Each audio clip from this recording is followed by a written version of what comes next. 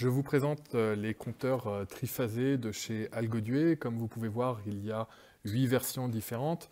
Les 4 premières versions qui fonctionnent en mesure directe jusqu'à 80 A sans l'utilisation de transformateur de courant, et les 4 versions suivantes qui fonctionnent avec transformateur de courant.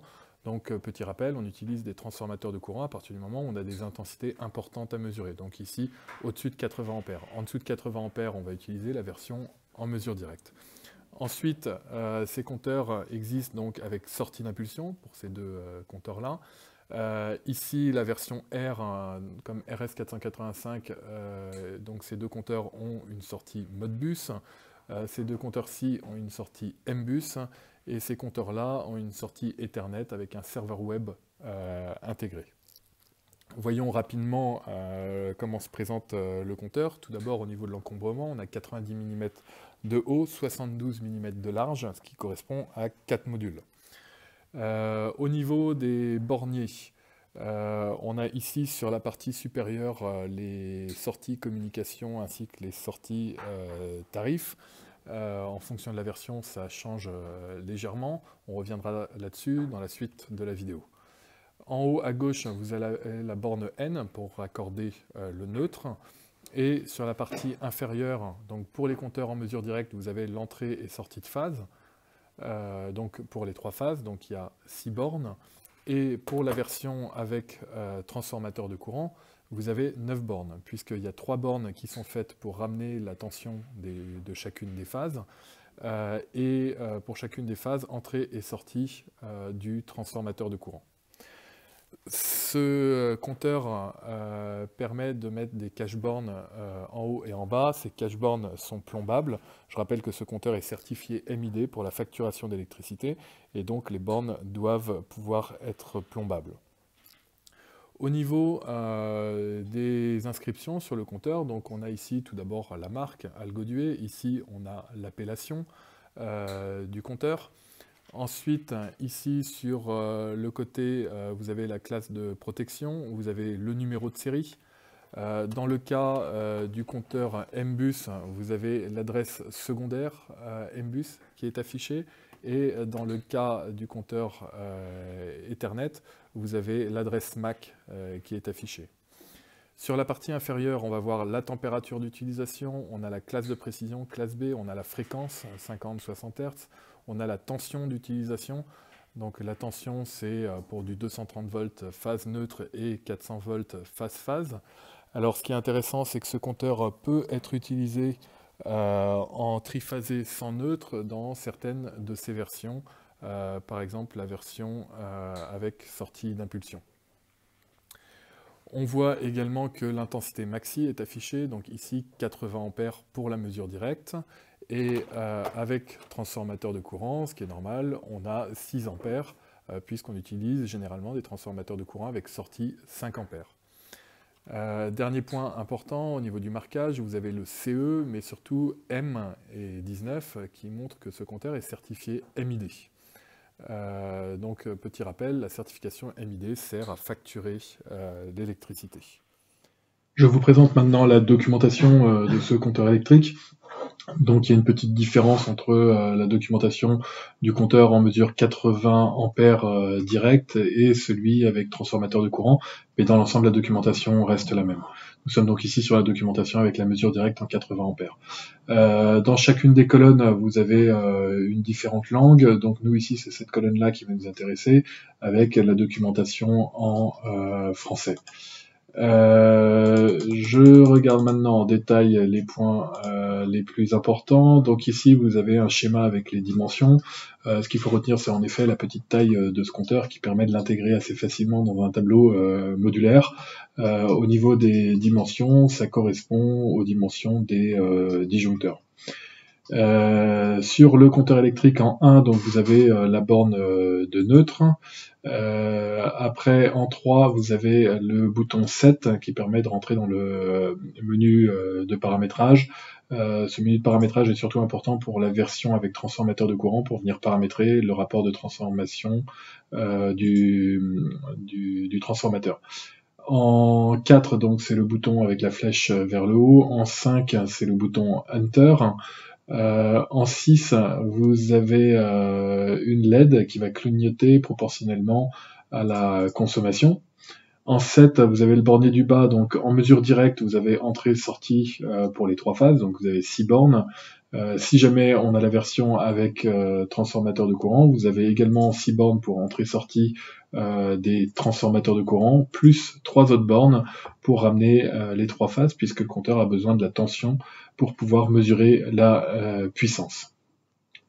Ces compteurs existent à chaque fois en 4 versions, donc la version avec sortie d'impulsion, avec Modbus, avec Mbus et avec Ethernet.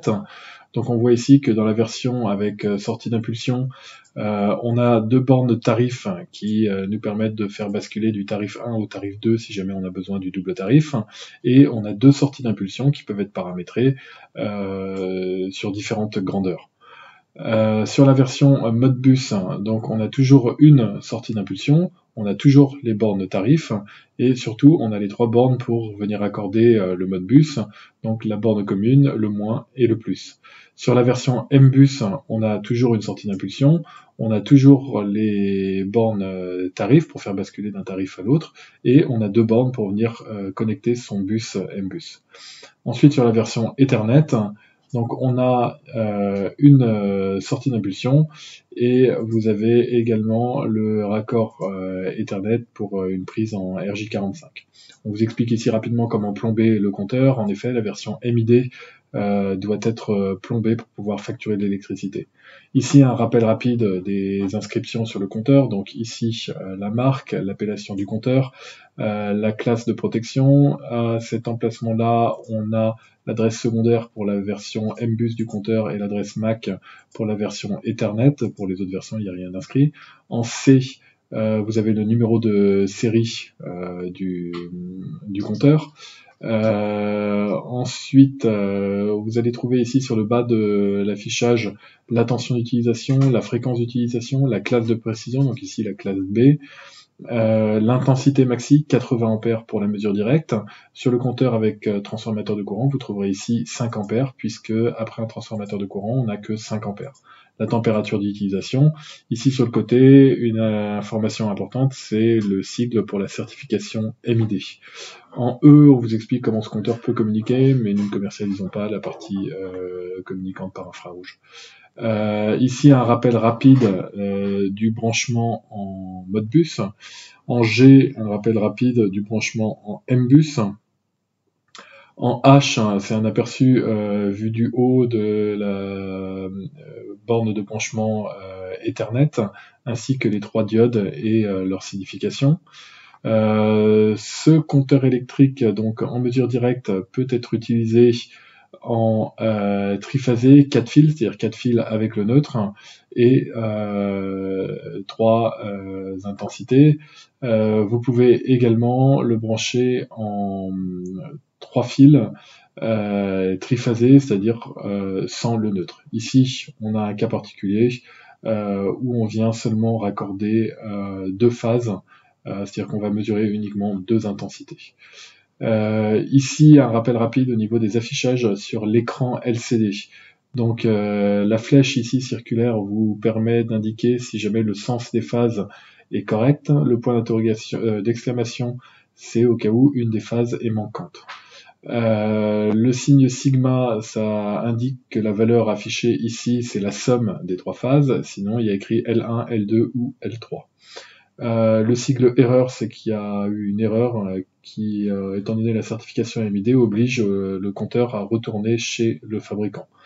Le 1 et le 2 indiquent des informations concernant la sortie d'impulsion. Ça n'a rien à voir avec le tarif, puisque le tarif est indiqué ici en bas à gauche, T1 et T2. En 8, c'est lorsqu'on est dans le menu programmation. En 9, c'est l'affichage principal. En 10, vous avez l'unité. En 11, le par, c'est lorsque vous avez des comptages partiels. Donc ce sont des comptages qu'on peut démarrer à tout instant, arrêter à tout instant et remettre à 0. BAL, ce sont des valeurs balancées, c'est-à-dire qu'on fait la différence entre ce qui est consommé et ce qui est produit. Ici, vous avez 2 sigles qui vous indiquent si jamais les valeurs affichées sont les valeurs capacitives ou inductives. Donc ici, vous avez le schéma d'une capacité, un condensateur, et d'une induction, une bobine. Et en 16, les deux flèches qui indiquent, si elles sont vers la droite, que les valeurs affichées, ce sont les valeurs consommées, et si c'est vers la gauche, ce sont les valeurs produites par une éolienne, par exemple, ou des panneaux solaires. Sur la partie programmation, ici on a la structure générale des menus principaux. Donc le premier menu principal affiche les valeurs pendant le tarif 1, le deuxième menu principal affiche les valeurs pendant le tarif 2, le troisième menu principal affiche les valeurs pendant le tarif 1 plus le tarif 2, le quatrième affiche les valeurs partielles, donc qu'on peut remettre à 0. Ensuite, le cinquième menu affiche les valeurs instantanées, donc par exemple la puissance, la tension, la fréquence. Ensuite, le prochain menu, c'est le menu Setup, qui va permettre de venir paramétrer différents paramètres. Et le prochain menu, ici, ce sont des informations sur le soft dans le compteur électrique. Et on retourne ainsi sur les différents menus. On passe d'un menu à l'autre avec le bouton Enter et on se balade à l'intérieur d'un menu avec le bouton de flèche vers le haut. On vous rappelle ici rapidement au niveau des valeurs des comptages partiels comment les mettre en route, comment les arrêter et comment les remettre à 0. Au niveau du menu Setup, le menu Setup va dépendre évidemment des options que vous avez, si vous avez du Modbus, si vous avez de l'Ethernet, du Mbus, ou si vous avez aucun mode de communication, uniquement l'impulsion. Ici par exemple l'adresse Modbus, l'adresse Mbus, et ainsi de suite, la vitesse de communication, le type de Modbus, est-ce qu'on a du RTU 8N1 ou pas. Ici on a l'adresse Ethernet, le paramétrage de la sortie d'impulsion, etc. On sort de ce menu Setup en restant appuyé 3 secondes sur le bouton Enter, et après on valide le Y pour Yes pour enregistrer les données. Le deuxième menu Setup, le Setup 2, on y accède en appuyant sur le petit bouton Set qui se trouve sur le bornier supérieur. La principale donnée qu'on va pouvoir venir paramétrer, c'est quel type de réseau on a, si on est en triphasé sans neutre ou triphasé avec neutre. Et le deuxième point qu'on peut venir paramétrer, surtout pour la version avec transformateur de courant, c'est le rapport de transformation. Je vais vous présenter maintenant directement sur le compteur le menu. À titre d'exemple, j'ai pris le compteur avec transformateur de courant. Le menu est approximativement le même sur le compteur en mesure directe. La principale différence est la possibilité de régler le paramétrage du transformateur de courant. Au niveau de ce compteur, avec le bouton Enter, vous vous baladez à travers les différents menus principaux. Donc ici, on a le menu principal qui affiche toutes les valeurs pendant le tarif 1. Ici, le menu principal qui affiche toutes les valeurs pendant le tarif 2. Ici, le menu principal qui affiche les valeurs pendant le tarif 1 plus 2. Ici, ce sont les valeurs partielles, donc ce sont des valeurs qu'on peut remettre à 0. Ensuite, ici, vous avez les valeurs instantanées, donc par exemple les kilowatts, donc la puissance. En appuyant sur la flèche vers le haut, vous allez changer la valeur que vous allez afficher. Donc ici, j'ai sur L2, puis sur L3. Vous allez avoir la totalité, vous allez avoir les KVA, etc. etc. donc plein de différentes unités. Je vais au menu principal suivant. Donc le menu principal suivant, c'est le menu Setup, dans lequel on peut venir paramétrer différents paramètres. Ensuite, le prochain menu, vous avez des données sur le compteur électrique, donc le soft qui est enregistré, et on revient au premier menu. Dans chacun de ces menus, comme je vous ai montré pour les valeurs instantanées, vous pouvez vous balader à l'aide de ce bouton donc pour afficher les valeurs de la phase 1, la phase 2, la phase 3, la totalité, afficher les différentes unités, afficher si c'est de la production ou de la consommation. Je vais maintenant sur le menu principal des valeurs partielles. Pour démarrer un de ces comptages, par exemple les kilowattheures total consommés, on appuie sur les deux boutons simultanément. Voilà, on me demande si je veux commencer le comptage, donc Y comme Yes, Enter. Voilà, le comptage est en route. Ensuite, si j'appuie sur les deux boutons simultanément, il me propose d'arrêter, donc Y, j'arrête le comptage. Et si j'appuie sur les deux boutons plus de 3 secondes, à ce moment-là, il me propose de faire un reset, donc d'effacer les valeurs. Et avec Enter, j'efface. Ensuite, je vais dans le menu principal Setup, donc, qui permet de modifier certains paramètres. J'appuie 3 secondes sur le bouton Enter pour rentrer dans le Setup. Ici, on peut par exemple modifier la sortie d'impulsion 1. Donc par exemple, les impulsions sont proportionnelles ici au kilowattheure. D'accord ? Et j'ai la possibilité de modifier ça. Donc là, c'est les kilowattheures consommés. Mais si j'appuie ici, on a maintenant les kilovolts ampères consommés. Voilà comme on peut, par exemple, changer un paramètre du menu Setup. On reste appuyé 3 secondes sur Enter pour enregistrer ces valeurs. Donc il me demande si je veux les sauver. Enter et les valeurs sont sauvées. On revient sur un des menus principaux. Et voilà le premier menu principal. La particularité dont je vous parlais, c'est le paramétrage du rapport du transformateur de courant. Alors tout d'abord, dans le menu Setup, vous allez pouvoir paramétrer différentes choses, principalement liées à la communication lorsque vous avez ces options sur le compteur. Si vous avez un compteur en mode bus, c'est là que vous allez paramétrer l'adresse, la vitesse de communication et le standard du mode bus souhaité. Si jamais vous avez un compteur en Ethernet, vous allez pouvoir modifier l'adresse IP. Voilà. Dans le deuxième menu Setup, on y accède en appuyant sur le petit bouton. Typiquement, avec la version avec transformateur de courant, ça va permettre de paramétrer le rapport du transformateur de courant. Pour ça, je reste appuyé 3 secondes sur ce bouton. Voilà, je suis dedans. On me propose de modifier le rapport de transformation. Alors par exemple, si j'ai un transformateur de courant en 100 sur 5, le rapport est de 20.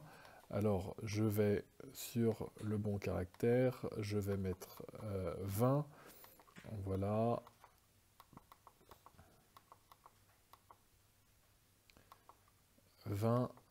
Enter. Donc une fois que le bon paramètre est mis, j'appuie sur le bouton Enter pendant plus de 3 secondes. Il me propose de l'enregistrer, je valide. Et si je reviens sur le premier principal, je vois ici c'était 20, donc on voit bien que le rapport de 20 est enregistré. Voilà de façon générale le fonctionnement du menu sur ce compteur électrique qui est fait de menus principaux, de sous-menus et de menus de paramétrage.